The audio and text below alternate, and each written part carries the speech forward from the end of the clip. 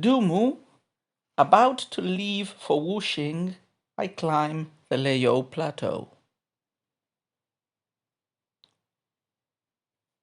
In such a beautiful season, I'd like to take time off, but can't.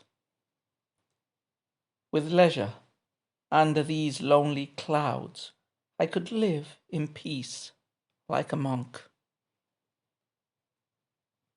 But before I raise my prefect's pennant and head off to my new post, I climb the Leyou Plateau for one last look at Emperor Taizong's tomb.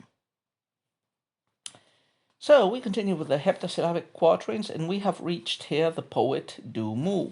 Now, Du Mu is one of the big poets included in this anthology. He has a total of 9 texts included, and all of them are heptasyllabic quatrains.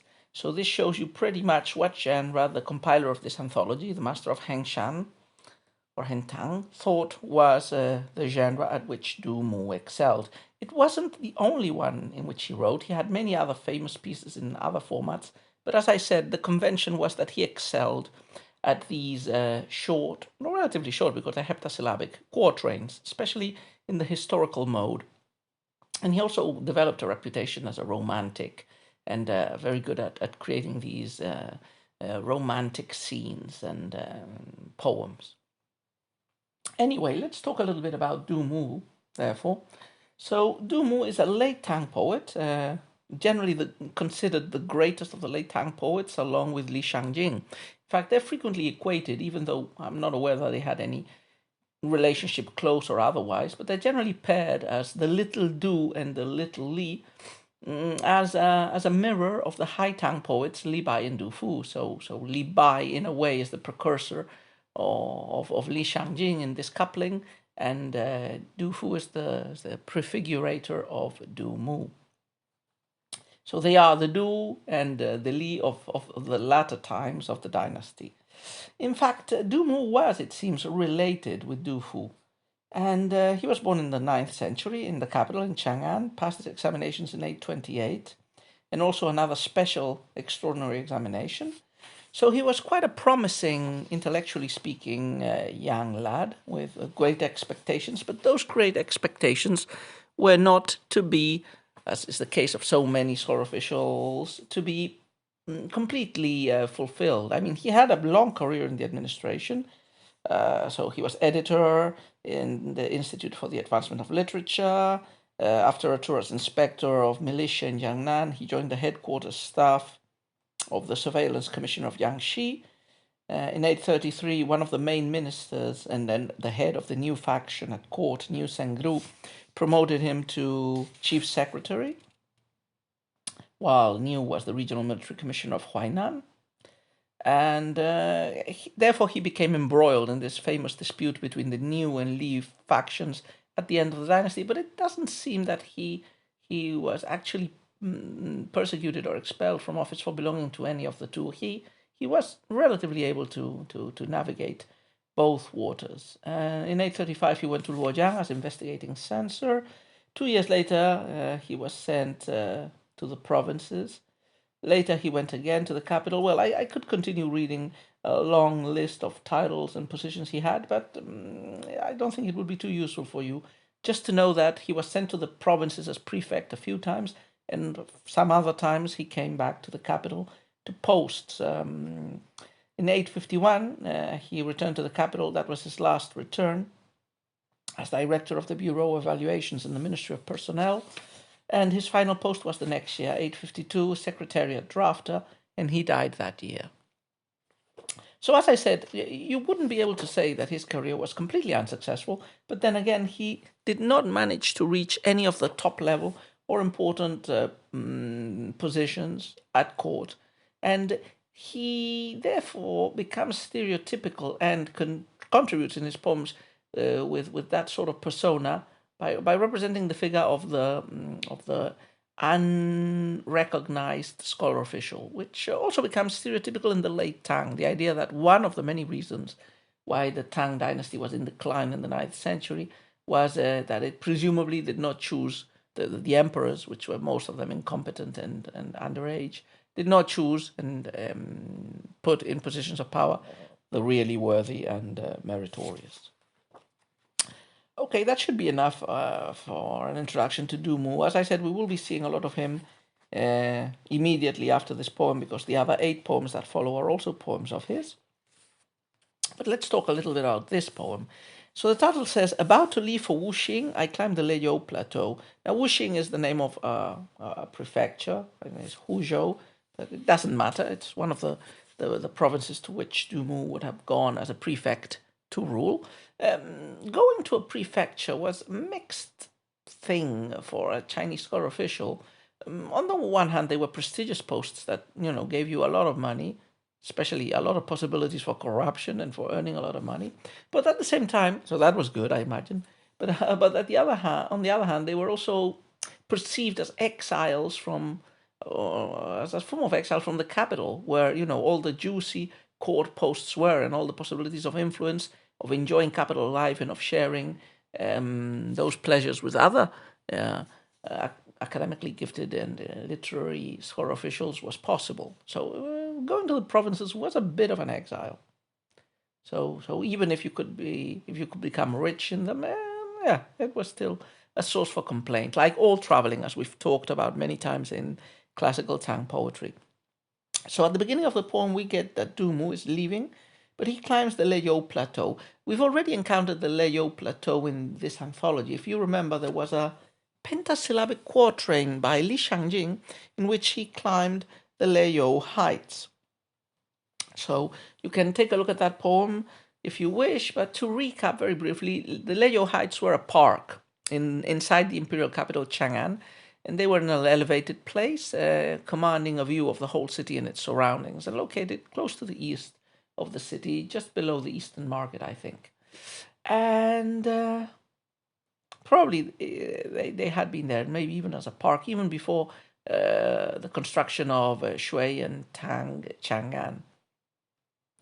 And again, remember here all the associations of climbing to high places in classical Chinese poetry, with the gain of insight by the poet, and the expansion of the view from a high place equivalent or equivariant to the gaining of insight and knowledge about reality.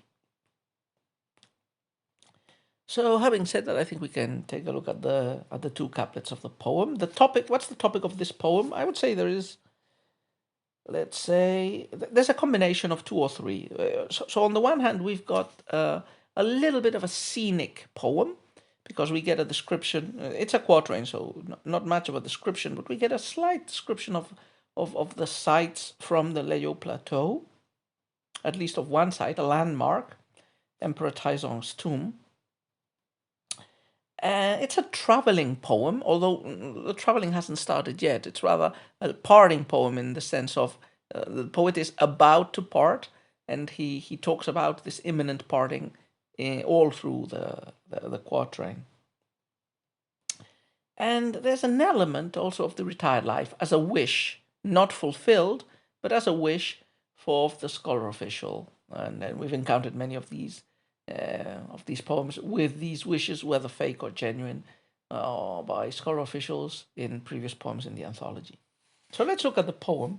The poem, is divided into 2 couplets, and you could say that there is a difference in tone and in content in the couplets. Like the first one, as we're going to see in a minute, as usual, creates the background and tells us what the situation is, but it focuses not on the objective and the descriptive, as is usually the case in the first couplet. It rather focuses on the subjective, on what the poet is feeling and what the poet is wishing. He tells us what he has to do, but he's also telling us how he feels and what he would wish to do. The second couplet, on the contrary, is more descriptive, like it denotes the action or one action that the poet does before leaving.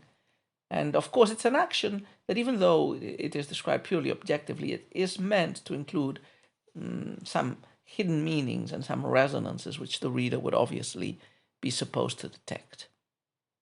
So the first couplet: "In such a beautiful season, I'd like to take time off, but can't. With leisure, under these lonely clouds, I could live in peace like a monk. So the poem starts with this vision of busyness. Like the poet is engaged, he has no free time. It's a beautiful season, so probably spring is implied, although it could be a metaphorical use, like in this good time in which my services are employed by the government. So it's good from that point of view, perhaps. Anyway, the poet starts directly telling us, I'm dreadfully busy.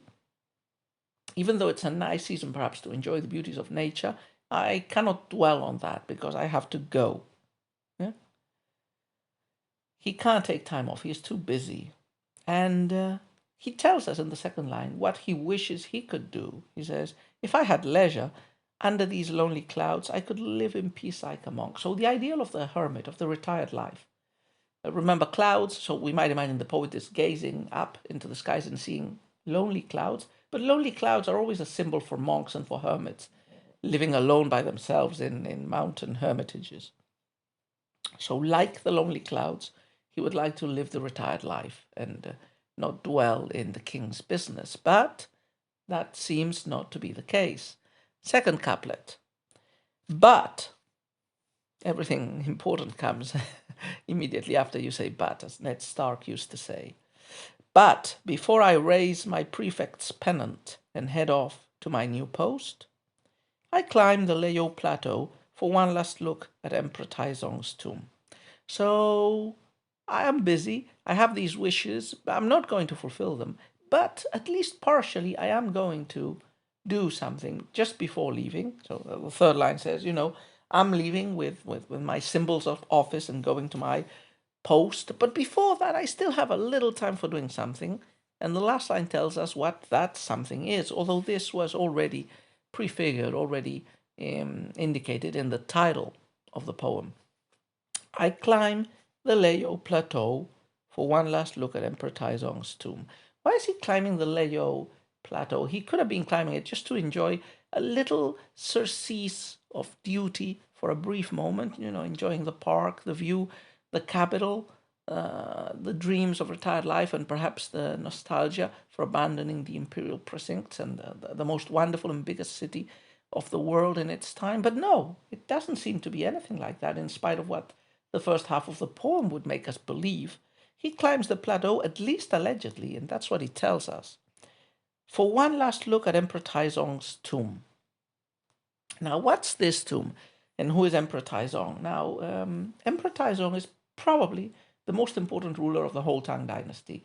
He was basically emperor during the first half of the 7th century.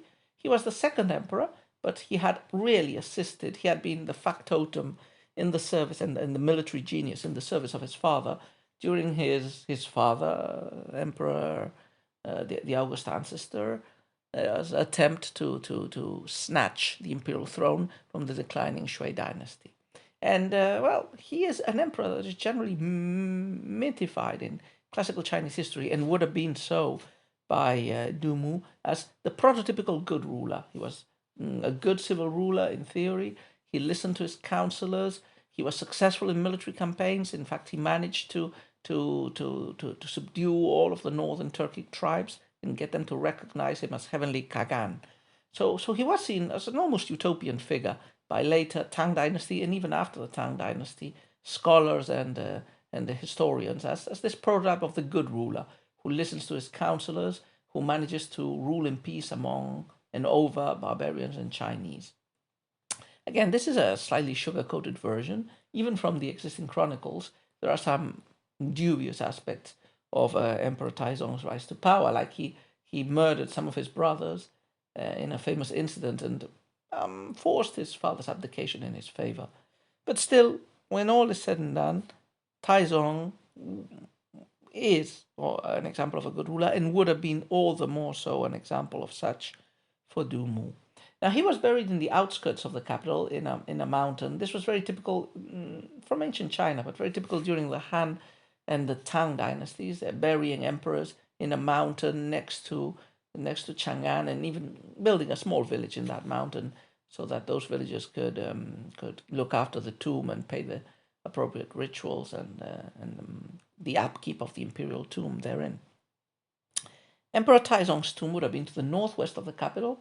I think it was called Shaoling Mountain or tomb, and it was the biggest and most spectacular of the Tang tombs. In fact, it included some sculptures and paintings that have still been preserved, especially I think 6 horses that decorated the access to the tomb that must be now in some American or Chinese museum, and that appear in all the art books of classical Chinese art. So why is Dumu looking at Emperor Taizong's tomb? Well, we can speculate. Well, he's probably, he's going to the provinces in the service of the dynasty. So he sees himself as a good servant, doing his duty, honoring the dynasty. And of course, he can't help but looking and thinking about the greatest ruler of the dynasty. But perhaps there's a little bit more into this. Perhaps he is sighing, he is longing for another ruler like Taizong. And you're meant to read that, gazing at Taizong's tomb, as an indirect criticism of the present, of the sort like, there are no Taizongs now. The ruler who is sending me away to the provinces is no Taizong. The melancholy sad tone of parting for the provinces is probably equated with a melancholy sad tone of a perceived decline and decadence in the rulership of the empire, which presages the dissolution and the decline and fall of the empire. And in fact, this was to be so, and not that much after Dumu's death. I think he died in 850.